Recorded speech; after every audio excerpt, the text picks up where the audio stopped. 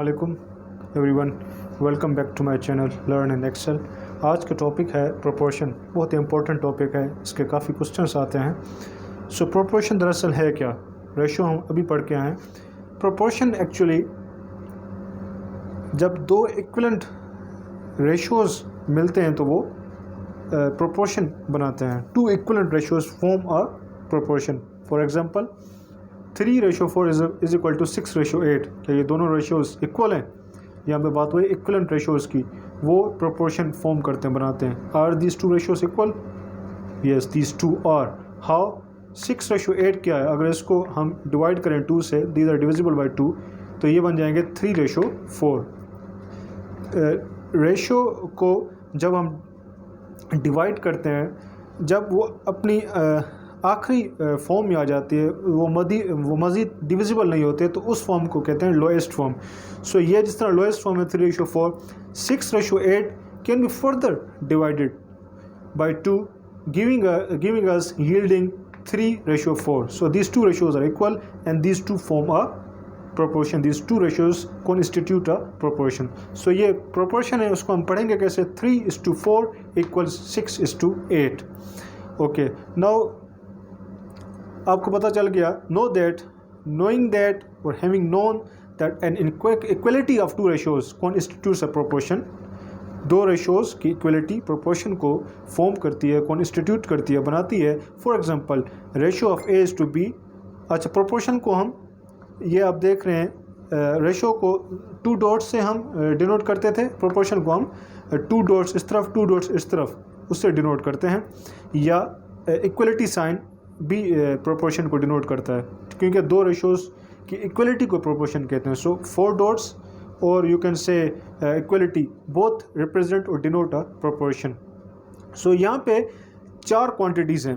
जो ए और D quantities हैं, जो कि एक्सट्रीम एंड्स पर हैं, उनको हम कहते हैं where A D are known as extremes, और जो एक दूसरे के साथ हैं, इक्वलिटी साइन के साथ हैं, उनको कहते हैं B C are called the means. So ये चीज़ आपने याद रखनी है। जिस तरह रेशो में फर्स्ट एलिमेंट को एंटीसीडेंट कहा था और सेकंड को कॉन्सिक्वेंट कहा था, सिमिलरली यहाँ पे प्रोपोर्शन में जो एक्सट्रीम पर क्वांटिटीज़ हैं उनको एक्सट्रीम्स कहते हैं, और जो बी सी एक दूसरे के साथ हैं उनको हम कहते हैं मीन्स।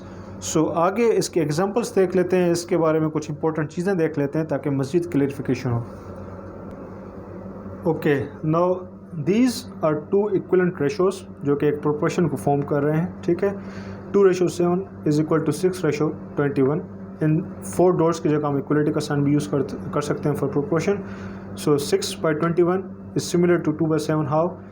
3 का टेबल 6 पे 2 टाइम्स जाता है और 21 पे 7 टाइम्स जाता है। So both are equivalent ratios, hence constituting you can say proportion. अब जिस तरह मैंने बताया कि जो साथ वाले क्वांटिटीज़ हैं उनको मीन्स कहते हैं, और जो एक्सट्रीम एंड्स पर हैं उनको एक्सट्रीम्स कहते हैं। यू शुड नो, ये एक रूल है, ये एक स्टेटमेंट है, the product of extremes is equal to product of means. इन दोनों के product is equal to the product of extremes. So 2 multiplied by 21, ठीक है, एक्सट्रीम्स को मल्टीप्लाई कर रहे हैं, is equal to 7 multiply by 6, दोनों 42 ही आएंगे। ठीक है, इससे मुतालिक एक क्वेश्चन आया था सितंबर 13 को जीएसटी के एग्ज़ाम में, जो मैंने जब टेस्ट ये सॉल्व कराया हुआ है उसकी वीडियो भी पड़ी हुई है। तो ये क्वेश्चन आया था P Q is equal to 12, तो प्रोपोर्शन क्या होगा? What's the proportion? तो मैंने सॉल्व कराया हुआ ये क्वेश्चन सितंबर 13 का जीएसटी पेपर मैंने सोल्व कराया हुआ, उसमें मज़ीद देख सकते हैं। तो उसमें एक ऑप्शन था 4:P is equal to Q:3। ये प्रोपोर्शन क्यों इसके बराबर है? क्योंकि हम अगर मीन्स को मल्टीप्लाई करें, ये मीन्स हैं, मीन्स क्या होंगे हमारे पास? पी क्यू आ जाएंगे, और एक्सट्रीम्स को अगर हम मल्टीप्लाई करें जो कि इक्वल होंगे प्रोडक्ट ऑफ मीन्स के, दैट विल बी 12। हैंस हम कह सकते हैं कि जो proportion P Q is equal 12 है, वो this is the, you can say, required, or this is the correct proportion for this equation. एक एग्जांपल देख लेते हैं। Find the fourth proportion of 258। अब इसका फोर्थ जो प्रोपोर्शन है वो हमने डिटरमाइन करना है, मालूम करना है। लेट फोर्थ प्रोपोर्शन भी x, उसको एज्यूम कर लेते हैं। सो वी हैव 2:5, ठीक है, इज इक्वल टू 8:x। सो जो साथ वाले इक्वलिटी साइन के साथ वाले क्वांटिटीज़ हैं वो मीन्स, और जो एक्सट्रीम एंड्स पर हैं वो एक्सट्रीम्स हो जाएंगे। As we know product of means is equal to product of extremes, so 5 multiplied by 8 ये प्रोडक्ट ऑफ मीन्स हो गए, is equal to 2 multiplied by x ये एक्सट्रीम्स के प्रोडक्ट हो गए। सो इसको सिंप्लीफाई कर लेते हैं। एक्स यहाँ पे 2 मल्टीप्लाई हो रहा है इस साइड पे, तो यहाँ के डिवाइड हो जाएगा, 2 का टेबल 8 पर 4 टाइम्स आता है, सो 5 मल्टीप्लाइड बाई 4 क्या हो जाएगा 20, hence the fourth proportion is 20। एक दूसरी एग्जांपल देख लेते हैं। Find the mean proportional of 4 and 9। Mean proportional मतलब उसके मीन्स जो हैं उसमें से जो मीन है क्वांटिटी वो हमें डिटरमाइन करनी है। Let x be the mean proportional, ठीक है, तो एज्यूम कर लेते हैं कि एक्स है, ठीक है, 4:x is equal to x/9, ये मीन्स प्रोपोर्शनल है हमारे, ठीक है।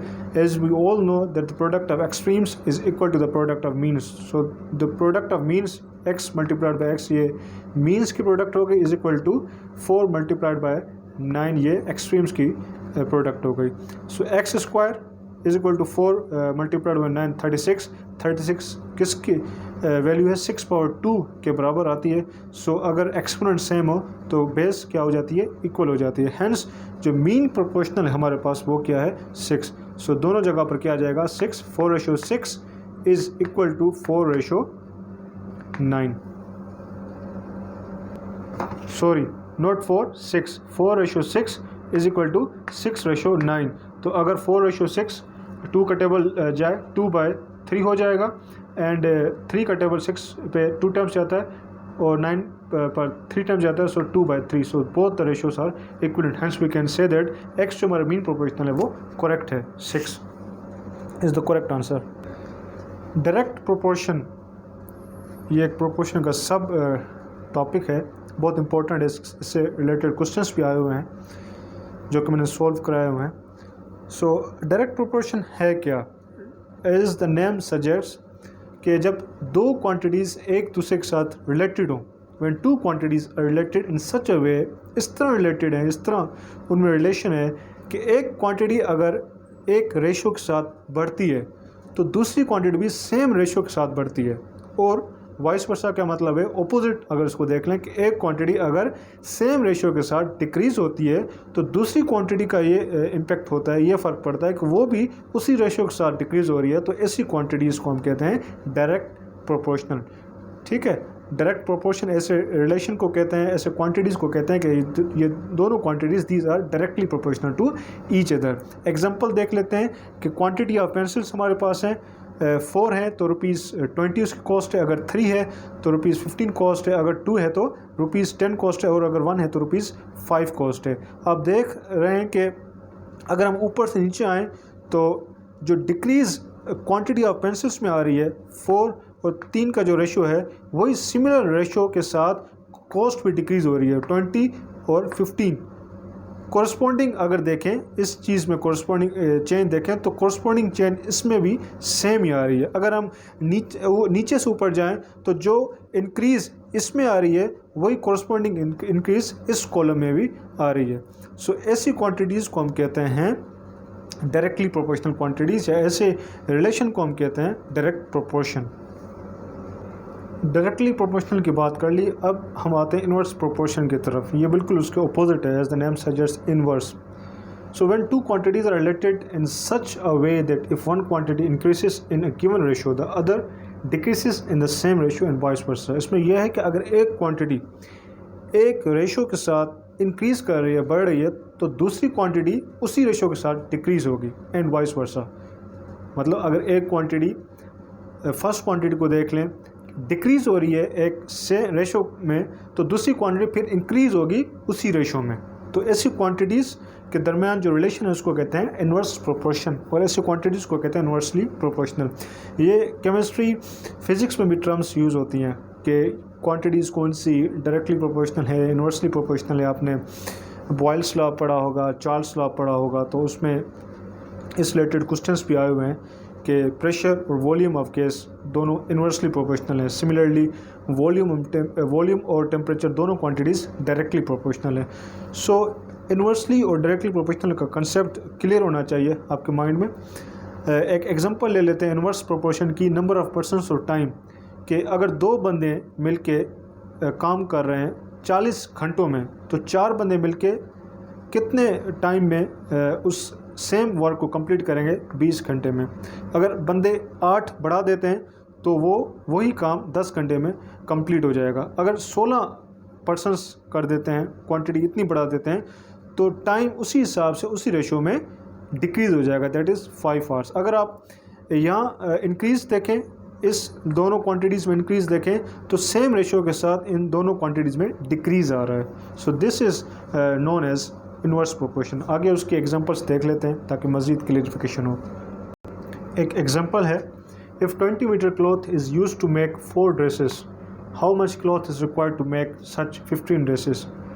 20 मीटर क्लॉथ 4 ड्रेसेस तैयार कर रहा है, तो 15 ड्रेसेस कितने मीटर क्लॉथ से तैयार होंगी। तो आप गेस कर सकते हैं कि ड्रेसेस 4 कितने कपड़े से बन रही है, 20 मीटर्स कपड़े से, क्लॉथ से, तो 15 ड्रेसेस कितने क्लॉथ से बननी चाहिए। सो दिस इज़ ऑब्वियस कि ये एक डायरेक्ट प्रोपोर्शन का क्वेश्चन है। आपको इतनी नॉलेज होनी चाहिए कि आप खुद सेंस कर सकें कि whether this question is related to direct proportion और इनवर्स प्रोपोर्शन।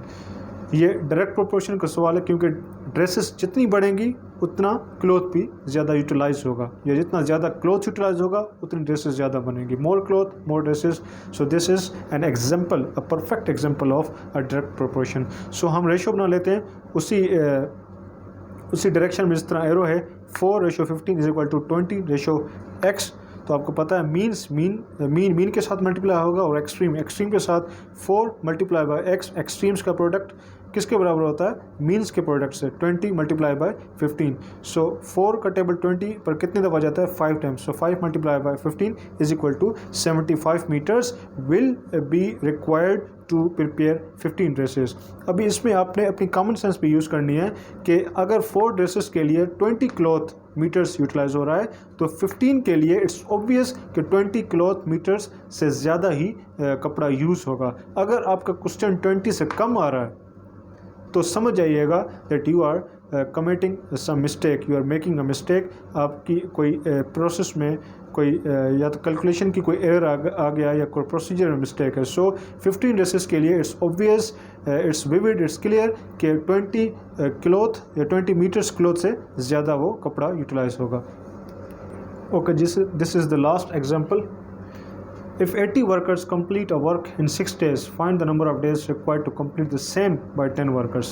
80 वर्कर्स हैं जो कि 6 दिनों में काम कंप्लीट कर रहे हैं। अभी सेम वर्क है, काम सेम ही है, 10 वर्कर्स कर दिए हैं, कितने दिनों में काम कंप्लीट होगा।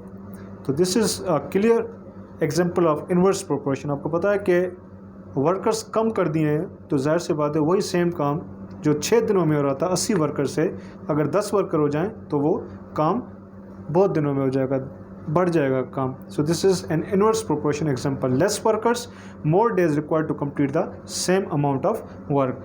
तो इसको हम इन्वर्स कर लेंगे, किसी भी एक रेशो को इन्वर्स कर लेंगे। अगर हम 80:10 ले रहे हैं तो हम x/6 ले लेंगे। क्यों? क्योंकि एरो की डायरेक्शन आप देख रहे हैं कि अपोजिट डायरेक्शंस पर हैं। सो 80 को जो प्रोडक्ट्स हैं उनको जो एक्सट्रीम्स हैं उनकी प्रोडक्ट ले लेंगे एक तरफ, और जो मीन्स हैं उसकी प्रोडक्ट लेंगे एक तरफ। 10x this is the product of means, 80 multiply by 6 this is the product of extremes. So 10 अगर अब यहाँ ले आएँ या 0 यहीं कैंसिल कर दें, बोथ आर सेम थिंग्स। सो यहाँ पे 1 × x मतलब x बच गया, 8 को मल्टीप्लाई करें 6 से, so there are 48 days required to complete the same work with the help of 10 workers. So this makes sense कि 80 वर्कर्स के साथ 6 दिनों में काम कंप्लीट हो रहा था, तो 10 वर्कर्स के साथ ऑब्वियसली दिन बढ़ने ही थे। So that is 48 days. This makes the sense. So that's all from my side related to proportion. I hope कि आपको ये टॉपिक क्लियर हुआ होगा। सो मिलते हैं नेक्स्ट वीडियो में किसी नेक्स्ट टॉपिक के साथ। Stay tuned.